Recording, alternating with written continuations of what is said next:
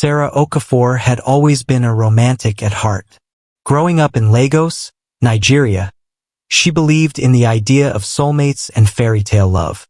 At 32, she had a stable career as a fashion designer, but her personal life was far from perfect. Her past relationships had either ended in betrayal or heartbreak, leaving her skeptical about love. But loneliness has a way of creeping in, and on one fateful evening, Sarah made a decision that would change her life forever. She joined an online dating platform. It didn't take long before she received a message from a man named Kwame Mensah. He was a 38-year-old businessman from Accra, Ghana, and his profile painted the picture of a wealthy, well-traveled entrepreneur. With a charming smile and deep, intelligent eyes, Kwame seemed too good to be true.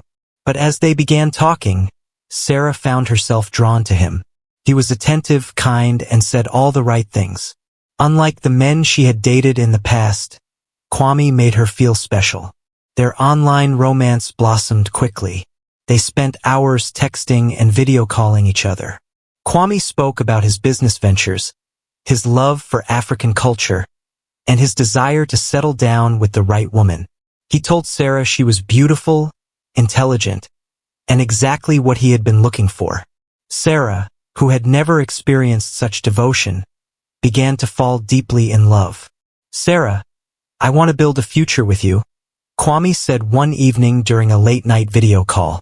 "I don't just want a girlfriend, I want a wife. Someone to share my dreams with." Sarah's heart raced. No man had ever been so direct about his intentions. While her friends warned her about online relationships, she chose to believe Kwame was different. He had never asked her for money or made suspicious requests. Instead, he constantly reassured her of his love, sending her gifts and money to show his sincerity. After months of daily communication, Kwame proposed. He wanted Sarah to come to Ghana so they could finally meet in person and plan their wedding. At first, she hesitated. Traveling to a foreign country for a man she had never met in real life seemed risky. But Kwame was persuasive. "Why wait any longer? We are meant to be together. Come, my love. Let's make this official."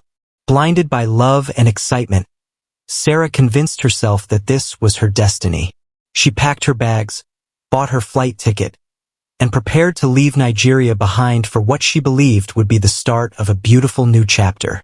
Little did she know, she was walking straight into a nightmare. Sarah Okafor's heart pounded with excitement as her plane touched down at Kotoka International Airport in Accra, Ghana. This was it, the moment she had been waiting for. After months of virtual love, she was finally going to meet the man who had captured her heart. As she stepped off the plane and made her way through immigration, a mix of emotions rushed through her. Excitement, nervousness, and a small, unshakable sense of fear. Her best friend, Amaka, had warned her not to take such a big risk, but Sarah had brushed off her concerns. After all, Kwame had never given her a reason to doubt him. When she walked into the arrival hall, she spotted him immediately. Kwame Mensah stood near the exit, holding a bouquet of red roses. He was just as handsome as his pictures, tall, well-dressed, and exuding confidence. The moment their eyes met, he smiled and opened his arms wide. "Sarah, my love," he said warmly as she approached. Sarah felt an overwhelming sense of relief. He was real.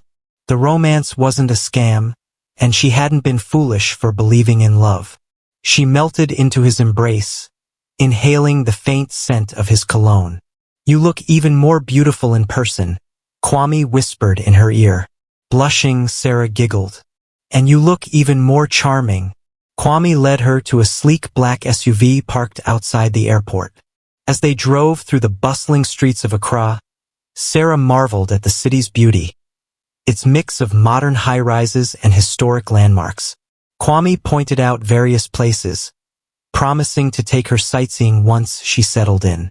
"I've planned a special welcome dinner for you tonight," he said, squeezing her hand. "I want you to meet some of my close friends." Sarah beamed. Everything felt perfect, almost like a fairy tale. Kwame took Sarah to his home, an upscale apartment in a gated community. It was spacious and elegantly furnished, with expensive decor that reflected wealth and status. "This is beautiful," Sarah said, admiring the luxurious living room. "Only the best for my future wife," Kwame replied, flashing a smile. He guided her to the bedroom, where a neatly arranged wardrobe awaited her. "I had this space prepared for you," he said. Sarah felt like the luckiest woman alive. She had taken a leap of faith and it had paid off. That evening, as promised, Kwame hosted a dinner party. Several of his friends attended, mostly men, well-dressed and polite, but there was something about them that made Sarah uneasy. They all seemed too interested in her, asking personal questions about her family, her finances, and whether anyone knew exactly where she was staying. "You must really love Kwame to leave everything behind and come here alone," one of them, a man named Kojo, said with a smirk. Sarah chuckled nervously. "Of course. Love requires taking risks, right?" Kojo and the others exchanged glances before laughing. It was an unsettling kind of laughter, one that made Sarah's stomach twist. Later that night, while Kwame was in the shower, Sarah overheard a hushed conversation between him and Kojo. "Is she the one?" Kojo asked. "She's perfect," Kwame replied. Sarah's blood ran cold. She wasn't sure what they were talking about, but something about the way Kwame said those words felt wrong. She shook the feeling off. Maybe she was overthinking things. Maybe it was just nerves. But deep down, something inside her whispered, "Run." Sarah woke up the next morning feeling a strange heaviness in her chest. The unsettling conversation she had overheard between Kwame and Kojo the previous night still lingered in her mind. But she convinced herself that she was being paranoid. "This is just nerves," she muttered to herself as she stepped into the shower. After all, Kwame had been nothing but sweet and attentive since her arrival. Maybe she was simply overanalyzing things. She had taken a huge step, traveling to another country for love, and it was natural to feel a little uncertain. When she walked into the living room, Kwame was already dressed, sipping coffee as he scrolled through his phone. He looked up and smiled. "Good morning, my queen. I hope you slept well," he said, pulling her in for a kiss. Sarah nodded. "Yes, I did.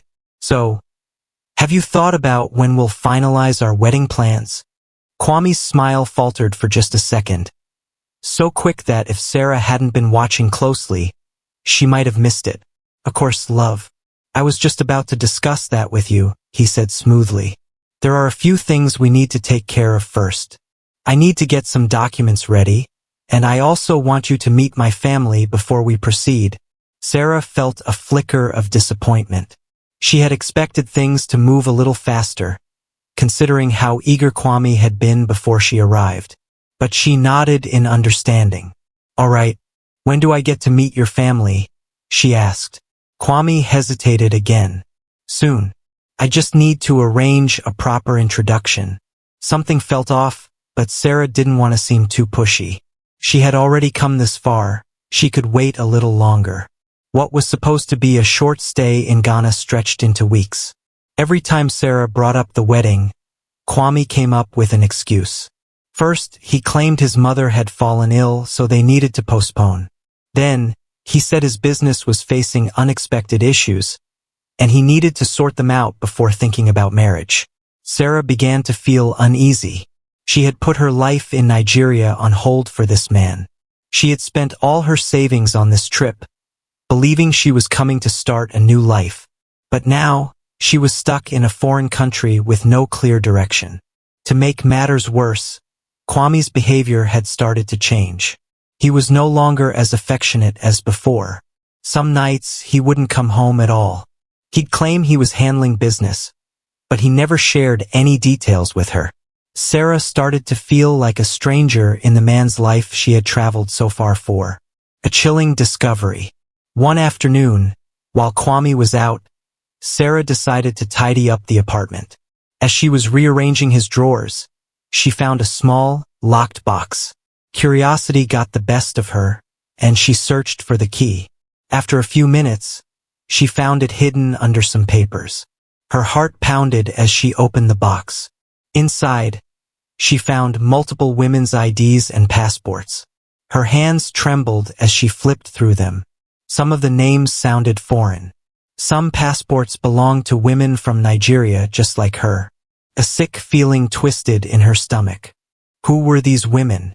Why did Kwame have their passports? Just then, she heard the front door creak open.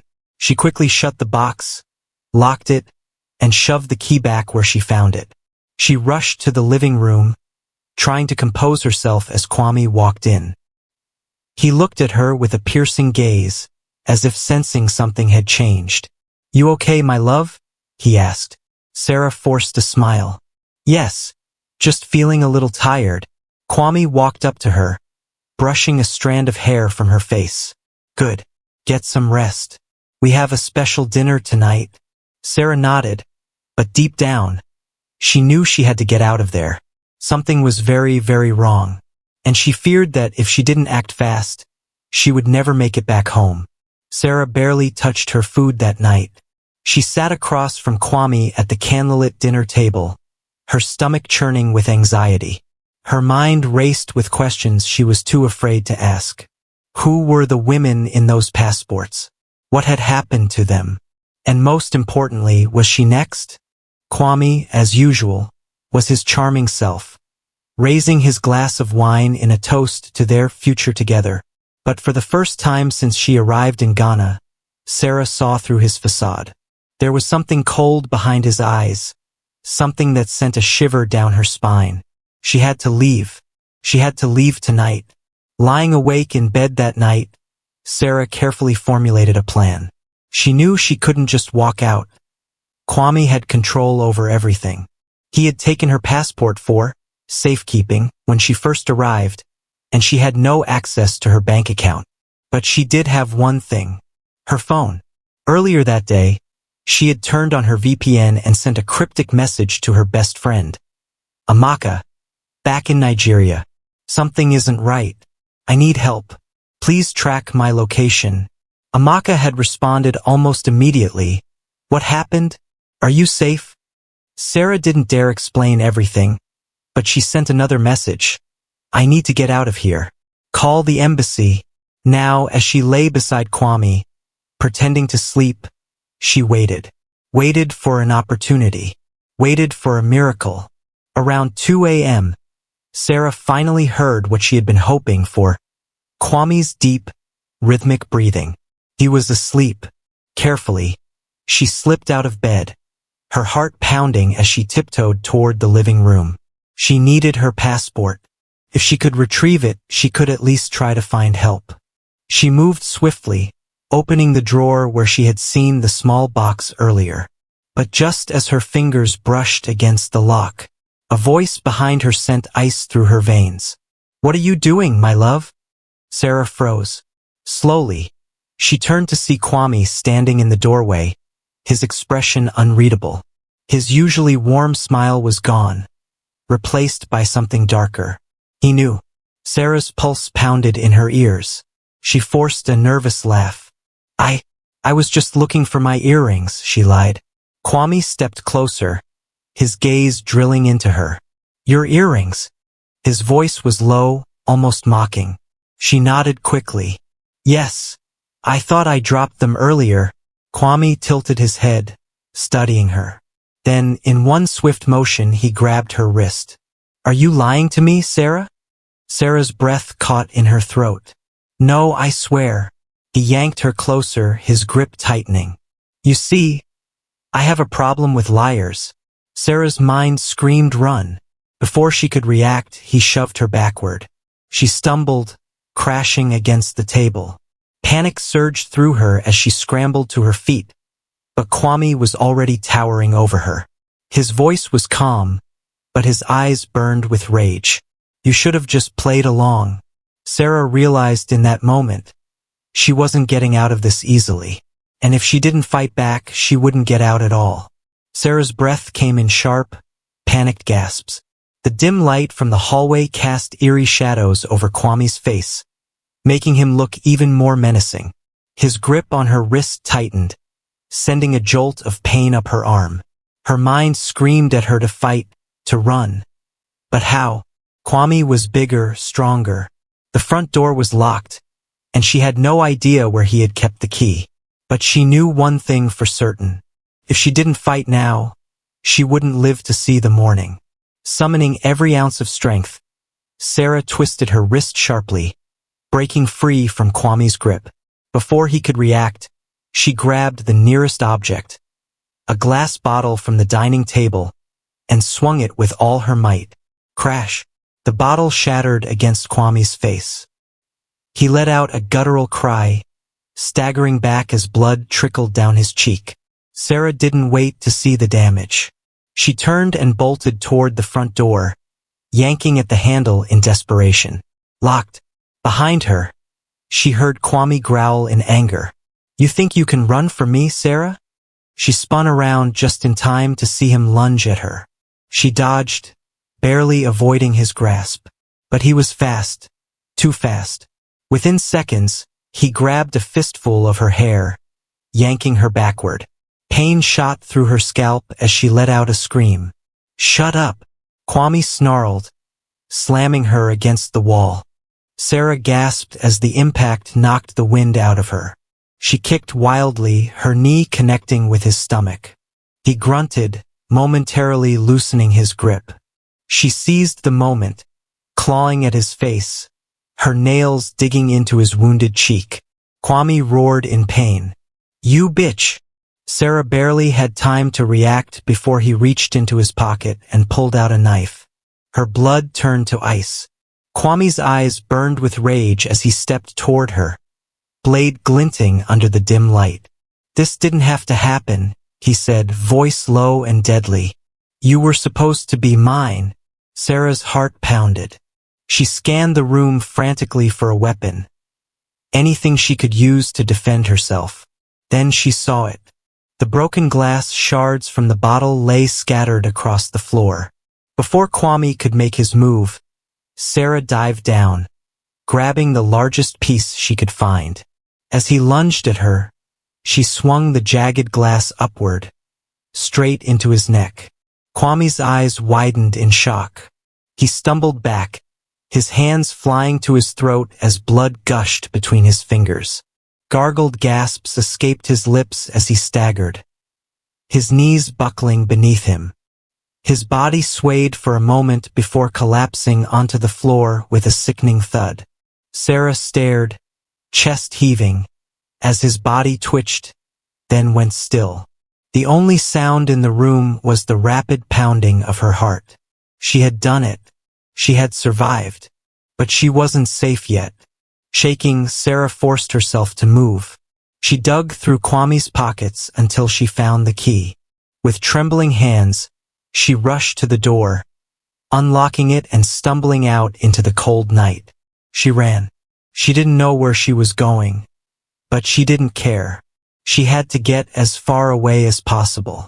Somewhere in the distance, she heard the sound of approaching sirens. Amaka must have called the embassy. Tears of relief streamed down Sarah's face as she ran toward safety, leaving behind the man who had lured her into a deadly trap. She had fallen in love with a monster, but in the end, she had been the one to end him. The sun had just begun to rise over Accra as Sarah sat in the cold, sterile office of the Nigerian embassy. A blanket was draped over her shoulders, but she still shivered, not from the cold, but from the trauma of the past 24 hours. Her hands trembled as she wrapped them around a cup of tea, but she barely tasted it. The events of the night played over and over in her mind like a nightmare she couldn't wake up from. The lies, the trap, the fight for her life, the moment she took his. She had survived, but at what cost? Ghanaian police officers moved in and out of the office, gathering statements. When they arrived at the house, they found more than just Kwame's body. Hidden in a locked room were multiple passports belonging to different women, each one a possible victim of his dark schemes. Some of them had been reported missing. Others had never been found. Kwame had been a predator, a man who used online romance to lure women to Ghana, only for them to vanish without a trace. Sarah had been his next target, but she had fought back. 2 days later, Sarah was officially cleared of any wrongdoing. The authorities ruled her actions as self-defense, and after days of questioning and legal procedures, she was finally allowed to go home. As she boarded the plane back to Nigeria, a wave of emotions hit her. Relief, grief, fear. She had come to Ghana for love. She was leaving with scars, both seen and unseen. When she landed, Amaka was the first to greet her at the airport. Sarah fell into her best friend's arms, sobbing. "You're safe now," Amaka whispered. "You're home." But as Sarah closed her eyes, she knew that a part of her would never truly feel safe again. She had survived the nightmare, but she would carry it with her forever.